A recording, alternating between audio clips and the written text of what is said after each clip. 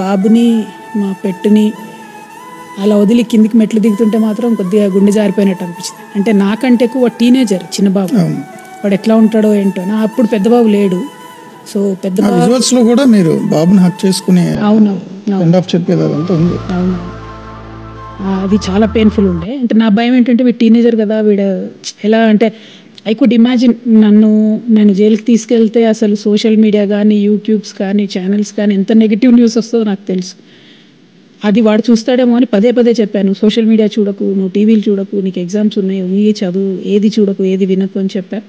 కానీ పెద్ద బాబు యూఎస్ నుండి వచ్చేంత వరకు కూడా మనసులో లేదండి. ఆ 1 వీక్ మాత్రం చాలా సిక్ అయ్యాను జైల్లో. బాగా బీపీ ఎవ్రీథింగ్ 130 అట్లా వెళ్ళిపోయి బీపీ చాలా ఇబ్బంది పడి వాళ్ళు కూడా చాలా షాక్ అయ్యారు. కాకపోతే ఏం చేస్తామంటే ఫేస్ చేయాలి కదా. It was very very painful అండి. అంటే not for me, for my kids.